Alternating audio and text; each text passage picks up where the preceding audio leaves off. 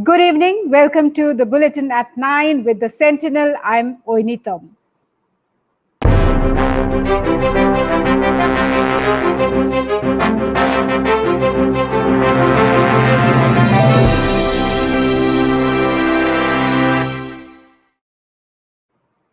First, the top headlines at this hour.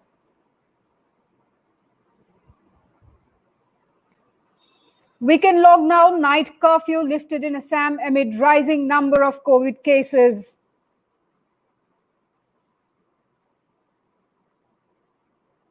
With an eye on the upcoming elections, Assam government announces 3 schemes in a day.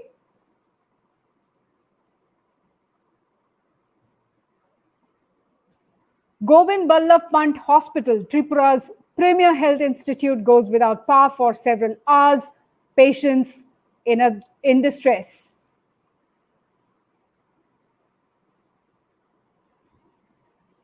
And we begin the bulletin with the top story of the day. The night curfew and the weekend lockdown that has been in place for several weeks now in Assam has been lifted. This would be effective starting tomorrow. In fact, interestingly, the move comes amid the fact that 3,000 COVID cases are being reported from across Assam every day. And this is something that the Assam Health Minister Himanta Biswa Sharma mentioned in a press briefing that he had addressed earlier in the day today. That is the tweet from Assam Chief Secretary Kumar Sanjay Krishna informing about the lifting of the weekend lockdown and the night curfew.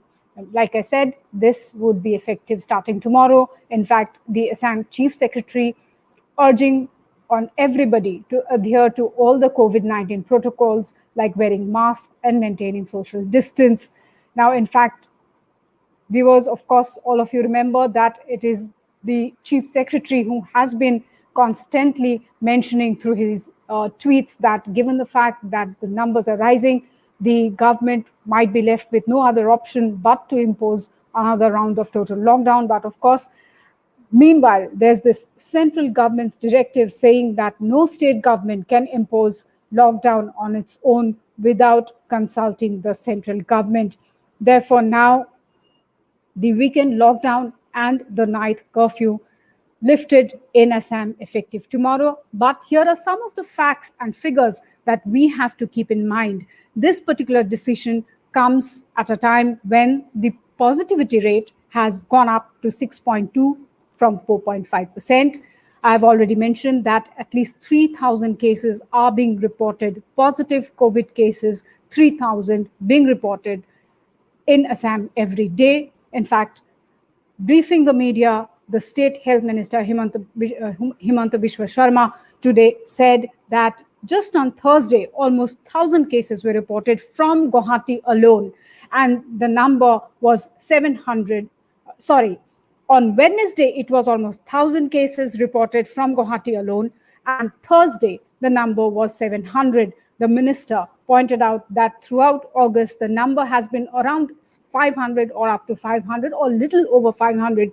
But this is the first time that cases have gone up to 3,000 across the state. In fact, briefing the media earlier in the day today, Mr. Sharma said that it could be a real disaster, because if you multiply 3,000 into 30 days of this particular month, of the month of September, this month alone, the state might see as many as almost 1 lakh COVID-19 cases. And then, given the condition of the doctors and nurses, already they're extremely fatigued, they're exhausted because they have been working constantly for the past 5 months. And also, we are well aware of the infrastructure that is there across the state of Assam. Of course, it's not that the rest of India is having a better infrastructure facility at this point of time. Whole of India is struggling, and Assam is no exception. The government has been doing whatever it can, but there are limitations, there are restrictions. 1 lakh is a huge number. And the minister said that that could be a real tough task to take care of that kind of COVID cases. Therefore, the minister had urged upon everyone to wear the mask, to maintain social distance and follow every COVID-19 protocol that has been put in place by the government. In fact, during the press conference, Health Minister Sharma also pointed out that the Guwahati High Court has expressed extreme concern about the rising number of COVID cases across the state, and in fact has asked the government to act tough. Tomorrow, a meeting has been scheduled between the deputy commissioners, the police department, and the administration to look at implementing all the COVID protocol and maintaining a strict vigil. In fact, the Guwahati High Court has directed all the deputy commissioners and the superintendent of police to take personal responsibility in ensuring that people wear masks, and those found not wearing masks be fined 500 rupees. That is the initial fine, and this is being made mandatory, compulsory, and in fact, it is the court that's going to monitor how much fine has been collected, whether the implementation has been proper or not. Therefore, the state government also saying that they will implement the court's directive in letter and spirit, and they might have to act tough wherever necessary. Therefore, we better get serious about this particular fact. And also, the minister, during his press conference today, spoke about how people, after having tested COVID negative, are going through a tough time because of the complications that have developed post-COVID. The minister clearly said that he has been seeing patients in his constituency as well as other patients in the Guwahati Medical College and Hospital, where patients have recovered from COVID but are now struggling for life because of other complications that has arisen because of COVID infection. Now, points to remember, viewers. One, the government is going to act tough. Of course, the weekend lockdown and the night curfew has been lifted, but the fact remains that if numbers rise, then the government can definitely impose another round of total lockdown, or the night curfew can be back with consultation with the central government. Another point that is important for us to remember, viewers, is that the positivity rate is rising. It's already at 6.2. The minister also pointed out that though the number of COVID deaths stand at 330 as of yesterday, it might be actually 1,000, because there are a lot of people who are dying after having tested negative for COVID. So a lot of worrisome facts there coming out as far as the COVID situation is concerned. So while the lockdown and the night curfew have been lifted, maybe we should not just let our guard down and continue to follow all the COVID protocols to keep ourselves safe and to keep our loved ones safe. Now, that is, in fact, as far as the COVID situation is concerned. Now, the minister also had the Assam Health, Finance and Education Minister also, in fact, during the press conference, announced 3 schemes to benefit the people of Assam. There was one scheme that would benefit the tea garden workers, one for all those people who have opted or are planning to opt for education loan, and there is another one for the youth of Assam to give a boost to entrepreneurship in the state. Now, as far as here are some of the details. So, of course, as far as the scheme for the tea garden workers is concerned, there the government will be depositing an amount of 3,000 rupees to almost 8 lakh tea garden workers. That is the number that the minister said today. And that's the total number of tea garden workers that the state has. In fact, in 2017-18, when this particular plan was started by the Assam government, the number of accounts opened was a little over 6 lakh. And then the next year, it went up to 7.15 lakh accounts of the tea garden workers were opened, and the government started by depositing 2,500 rupees into these accounts. Now, first year there was 2,500 rupees in deposited to about 6,33,411. That was in 2017-18.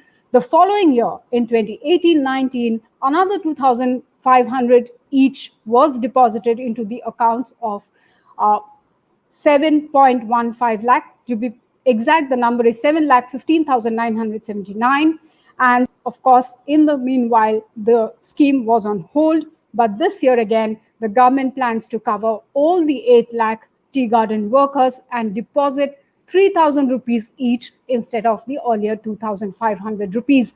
Now, that is as far as the scheme for the tea garden workers is concerned.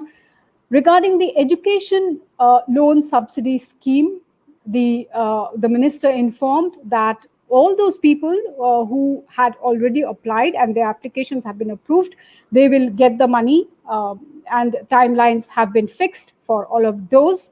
Now, those who want to apply, for that also the government has fixed the timeline for them to apply for the subsidy scheme. The government gives 50,000 rupees subsidy for education loan. And for all the details, please log on to our website, sentinelassam.com. You will get the details about how to go about with the education loan, and also now a little bit about, in fact, 25 crore rupees the government has set aside for the education loan subsidy scheme. Now, as far as the scheme for the entrepreneurs in the state is concerned, the government today announced the relaunch. In fact, they have redesigned the Swami Vivekananda Youth Empowerment Yojana, or SWAYAM, under which 50,000 rupees each would be given to 2 lakh youth of the state. And this, the minister clarified, is seed money. It is not a loan. The people, whoever takes this particular amount, will not have to return the money back. And this, in fact, the eligibility criteria for this particular scheme is that you just need to be a class 10 pass out, and the age limit has been fixed at 40 years.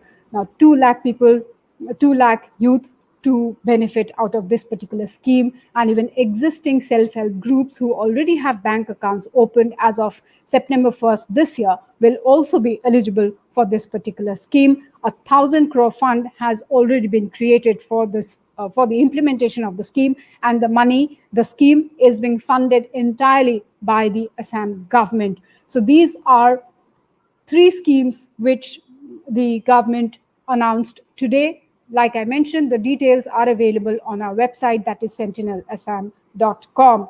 Now, staying on with news from Assam, and this is regarding the once again about what is open and what is not. In fact, there's the new guidelines which has been issued by the Assam Chief Secretary Kumar Sanjay Krishna, and according to those guidelines, in fact, what must have definitely come as a huge relief for parents, teachers and professors, schools and colleges of Assam would remain to be shut till the month end. That's the notification there, the circular that has been issued earlier in the evening today.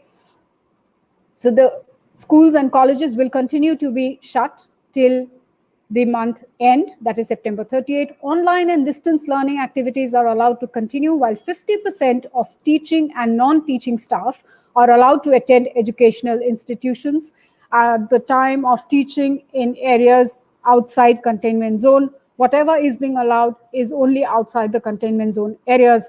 The notification further said that students of class 9 to 12 are allowed to visit their schools on voluntary basis and with written consent from their parents for guidance from teachers. They would be allowed to visit the schools only if they have a consent letter, a consent note from their teachers or guardians, and they would be allowed to visit the schools for guidance from the teachers. Higher educational institutions are allowed to operate only for research and unavoidable lab or experimental works.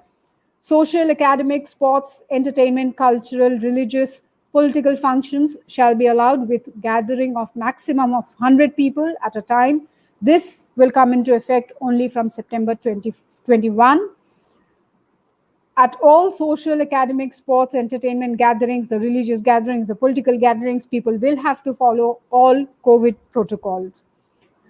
But marriage gatherings, there the upper limit of guests of people gathering remains to be 50 and shall be restricted to 20 persons till September 20. So it's only after September 21 that the number will go up to 50, but till then the number remains at 20. That means only 20 people can attend a marriage function. Cinema halls, swimming pools, entertainment parks, theaters, and all such establishments will continue to remain shut. So that is what the new lockdown rules are. In fact, the unlock rules are. And of course, the Minister of Health for Assam, Mr. Himanta Biswa Sharma, had also earlier mentioned that the state government is going to launch a massive awareness campaign about why one should wear masks and why social distancing is necessary. That is going to start with immediate effect. They are planning to launch it very soon, and NCC cadets, NGOs, students' help is going to be sought to spread the word about the necessity to wear masks and maintain social distance and follow COVID protocol. Now, moving on to news from Tripura. In fact, Tripura's biggest and the leading hospital there, Govind Ballabh Pant Hospital, was without power for hours together on Thursday. And interestingly enough, this happened just a day after the Chief Minister of Tripura, Biplab Kumar Deb, had visited the hospital to ensure that the treatment, the facilities for the patients are much better and they get every facility and proper treatment. Now, this is one of the leading hospitals of Tripura. It's in Agartala and is, of course, handling a lot of COVID patients. Now, the patients really had to suffer because the power outage was there for several hours and there was nobody actually to take care of the situation that happened yesterday. Now, of late, there has been a lot of complaints of negligence and shortcomings in treatment of COVID patients in the hospital. In fact, several politicians, including BJP MLA, also pointed out to the fact that there was a deficiency of oxygen. The hospital, the floors where COVID patients were being treated did not have sufficient supply of oxygen. This was something that was pointed out not just by the common people, the patients who were undergoing treatments there, but even BJP MLAs pointed out this particular fact. And it is just last month that a 3-day-old baby died after COVID test was done on him. According to the child's parents, the child started bleeding after nasal swab was taken from the baby. Doctors could not stop the bleeding and the child died within hours. Meanwhile, the total number of COVID cases in Tripura has gone up to 13,836. 524 new cases were reported in the past 24 hours. 3 more deaths have also been reported, taking the toll to 129. Now, there could be some hard times ahead for people of Greater Guwahati because members of the Greater Guwahati unit of Northeast India Petroleum Dealers Association has announced today that they are going to go on an indefinite closure of all petrol pumps in Greater Guwahati in protest against harassment by oil companies. In fact, the petrol pumps are to be shut from 5 a.m. of September 7 in Greater Guwahati. The association alleged that oil companies are harassing dealers on several counts. So unless and until the government intervenes or the oil companies do not have a discussion with the dealers, we might be in for tough times starting Monday morning. So viewers, request you all to fill up your tanks and stay prepared for this indefinite strike that the petrol pumps of Greater Guwahati has announced today. Now, moving on to some national news, Defense Minister Rajnath Singh today said that a climate of trust, non-aggression, sensitivity towards each other, and peaceful resolution of differences are among key aspects to ensure regional peace and stability. This, the defense minister said while addressing a ministerial meeting of the Shanghai Cooperation Organization in Moscow. Chinese Defense Minister General Wei Fenghe was also present at the ministerial meeting. Singh's remarks came in the backdrop of a tense border standoff between Indian and Chinese soldiers, which has been continuing along the line of actual control for more than 3.5 months. Matters escalated after a violent face-off in eastern Ladakh's Galwan Valley, leading to 20 soldiers getting martyred. Over 40 Chinese soldiers were killed or injured. Tension flared up after China unsuccessfully attempted to occupy Indian territory in the southern bank of Pangyong Lake 5 days ago. Since then, there has been a major force buildup of Chinese tanks and infantry forces in the South Pangyong region of eastern Ladakh after the Indian Army seized the initiative and gained control of several key heights in the area on August 30. These are official sources giving information to the media. The situation along the line of actual control is slightly tense, Army Chief General Manoj Mukund Naravane said this morning. He further went on to say, and I quote him here, he said, and I quote, we have undertaken some precautionary developments for our own safety and security, unquote. So tension once again building along the India-China border in the eastern Ladakh area.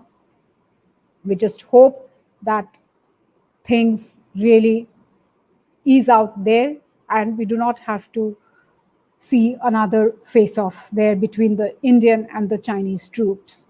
Viewers, that's all that I have for all of you this evening. Thank you so much for joining me. But news and updates continue in sentinelassam.com. Do find us in YouTube, Instagram, Twitter, and Facebook. Our video stories are across the social platforms. So please do check in and leave your comment there. Thank you once again. Until we meet again. Good night. Goodbye. Stay safe. Take care.